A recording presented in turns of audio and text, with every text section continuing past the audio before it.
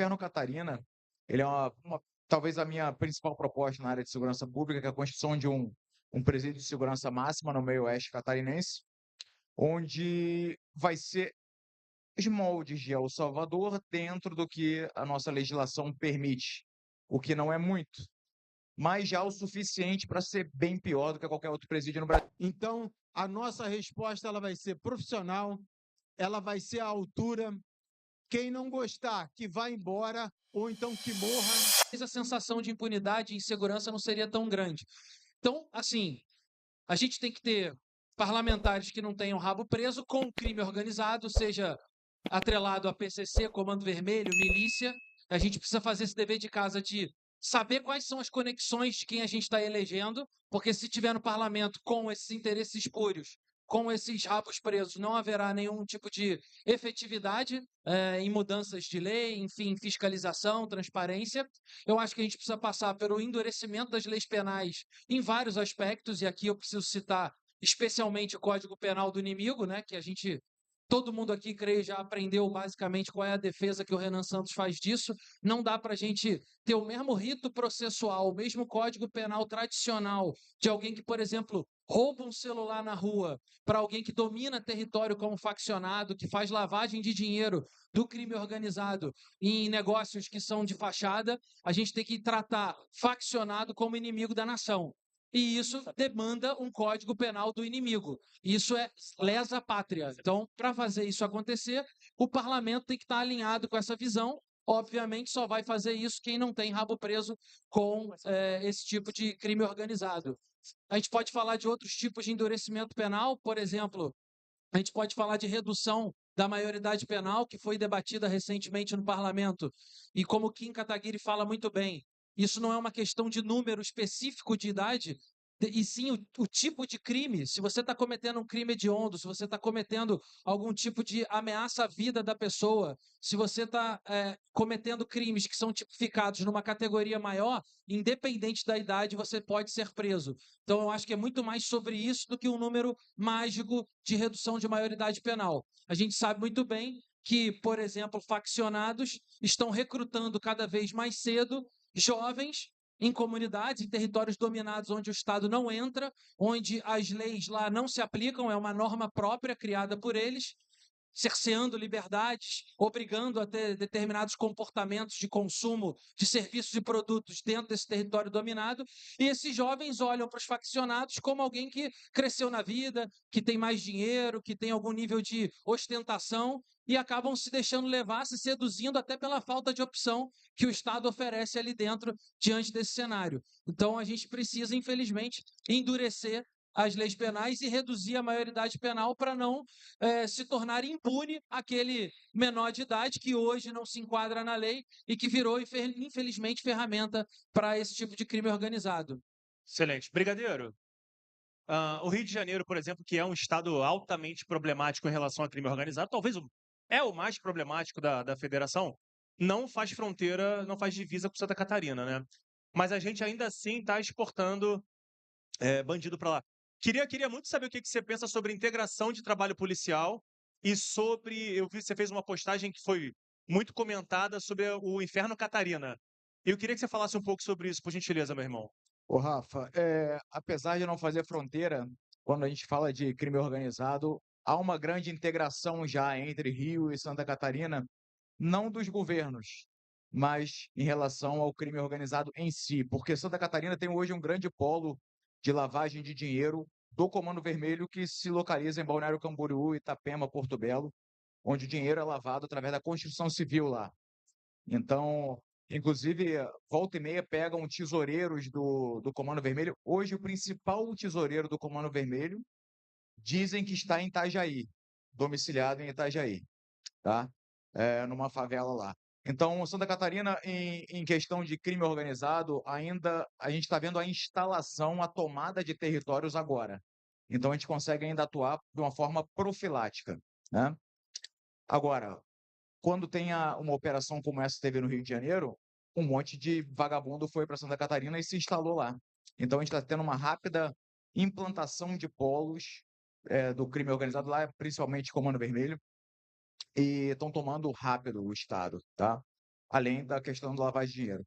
Então, a integração não só das forças policiais, mas os governos trabalhando junto como um todo, eu acho que é vital para a gente asfixiar, porque o problema do Rio de Janeiro não é um problema localizado. Por exemplo, deve acontecer a mesma coisa aqui. A realidade de Santa Catarina é a seguinte: quem está comandando hoje os principais territórios dominados pelas organizações criminosas lá são líderes do Comando Vermelho que eles trazem do Pará, do Amazonas. Esse pessoal está vindo para cá para liderar pequenos exércitos em regiões. Eles estão num processo franco de expansão mesmo. Então, é muito importante que haja uma integração total. O Inferno Catarina, ele é talvez a minha principal proposta na área de segurança pública, que é a construção de um presídio de segurança máxima no meio oeste catarinense, onde vai ser os moldes de El Salvador dentro do que a nossa legislação permite, o que não é muito, mas já o suficiente para ser bem pior do que qualquer outro presídio no Brasil, porque a realidade hoje dos presídios é que o preso tem acesso ao celular, pede iFood, é loucura. Em Santa Catarina isso acontece. O cara pedir iFood, cara, de dentro da prisão, entendeu? Então, mas o básico, como você falou, como deveria ser qualquer presídio, está sendo motivo de muito questionamento e muita reclamação. Então, a gente, enquanto chefe do executivo, a gente vai ter que enfrentar a opinião pública, vamos ter que enfrentar, por vezes, o próprio judiciário, para fazer a coisa acontecer. Então, a gente vai ter que ter muita coragem e eu acho que só a gente mesmo para fazer o que tem que ser feito. Então, assim, tá muito claro para todos nós aqui. A gente falou de várias frentes de combate ao crime organizado, de Polícia Federal, com uma expertise gigantesca em identificação do ponto de lavagem de dinheiro, do operador financeiro, e como é que a gente, então, ali dá um tiro certeiro no coração da operação. Aí ouvimos o Hélio falar da importância dos congressistas, do senador, da emenda, da passagem de leis importantes que fortaleçam tanto o trabalho da Polícia Militar na ponta da linha, como o trabalho da Polícia Federal, de Polícia Judiciária, né, e das próprias polícias civis, para que a gente consiga aí começar a acessar a mão de obra quase infinita. Todo mundo, alguém aqui não é do Rio de Janeiro? Todo mundo aqui é do Rio de Janeiro? Alguém não é do Rio de Janeiro aqui? Perfeito. Então, quem não é do Rio de Janeiro, levanta a mão. Então a gente sabe aqui que a mão de obra para o crime organizado ela é quase infinita. É uma mão de obra jovem, descartável, que custa muito pouco para a liderança e muitas vezes nem é mais do Rio de Janeiro. Nessa operação do Alemão, que foi a operação mais falada dos últimos tempos, 60% dos criminosos que foram neutralizados ou presos não eram do Rio de Janeiro. Tinha criminoso do Ceará, tinha criminoso do Pará, tinha criminoso do sul do Brasil. A DPF, né? A DPF. E não era do Rio de Janeiro. Eles se sentem muito confortáveis de estar em comunidades do Rio de Janeiro. Só para contextualizar, a maioria deve saber o que é a DPF, mas basicamente é o que possibilitou ter barricada na entrada das favelas, na entrada das comunidades. Com as barricadas ficou fácil de criminosos de alta patente das facções se castelarem dentro de comunidades do Rio de Janeiro e ditarem ordens, ditarem regras daqui para várias regiões do Brasil. E hoje, pessoal, vamos lá, a gente não. Aqui, todo mundo que está aqui, todo mundo que comprou ingresso, todo mundo que está aqui sentado para a gente dividir, para a gente falar, para a gente se conhecer.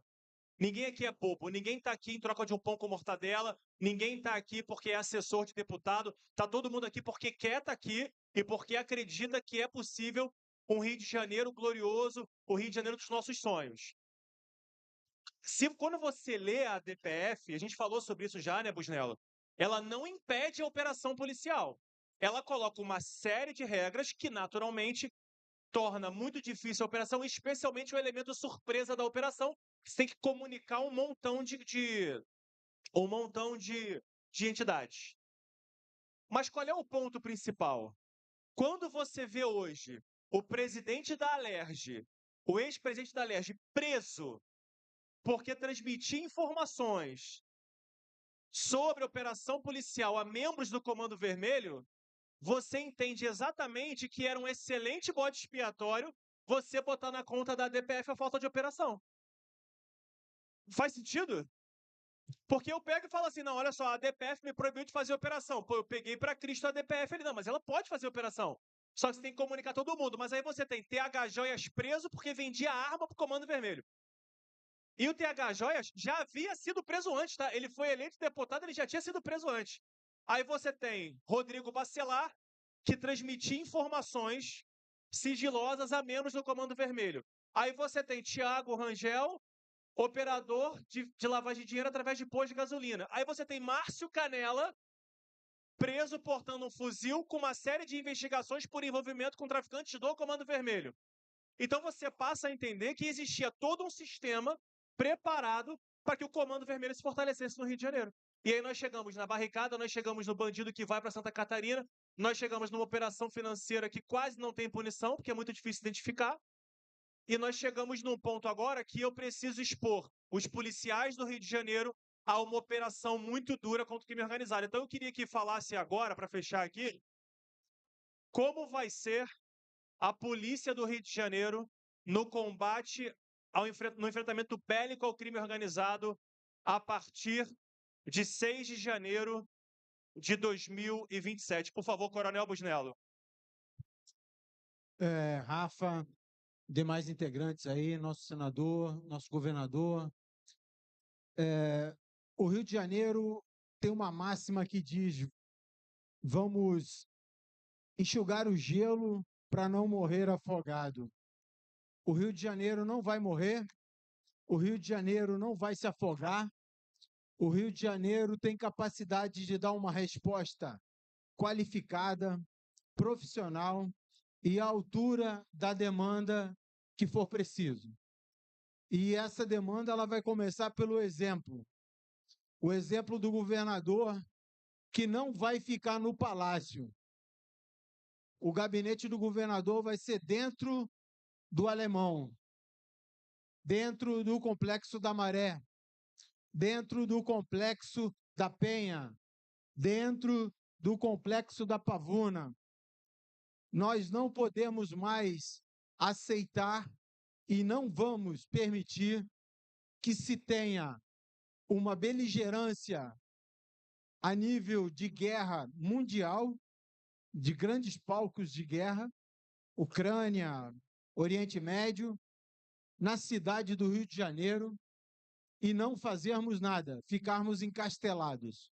Então, a primeira atitude nossa vai ser o nosso gabinete, ele vai ser dentro do Complexo do Alemão, ou da Maré, ou então vai o nosso governador, o nosso vice-governador, vai de um lugar ou vai para o outro.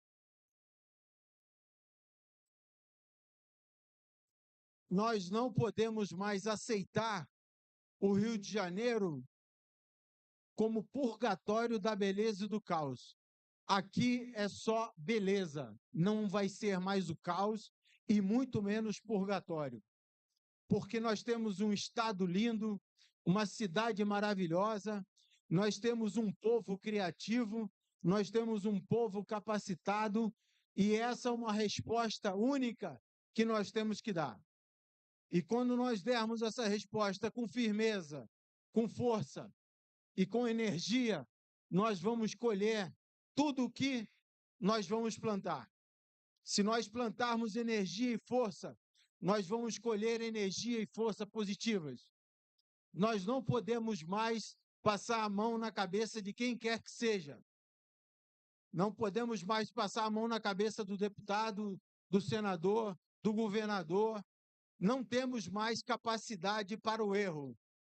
Então, a nossa resposta ela vai ser profissional, ela vai ser à altura. Quem não gostar, que vá embora, ou então que morra, porque nós não vamos ficar aqui passando mão e dando abraço em afogado. Nós não queremos morrer afogados e não vamos morrer afogados. Então, a minha mensagem é muito clara e muito simples. Fique no Rio de Janeiro, quem está disposto a viver o Rio de Janeiro como uma cidade maravilhosa, como um estado maravilhoso, como um estado capaz de se transformar e como um estado capaz de construir uma paz e uma igualdade para todos. Nós não podemos mais criar as nossas crianças preparadas para a guerra. Nós temos que criar as nossas crianças preparadas para a paz, para o desenvolvimento e para a construção do bem comum a todos. Hoje o Rio de Janeiro vive toda essa fragmentação e a segurança pública é o viés de união contra tudo que é ruim e tudo que é mal que assola o nosso Estado. Então, a nossa resposta ela vai ser forte, firme, precisa e com tiro de precisão. Muito obrigado.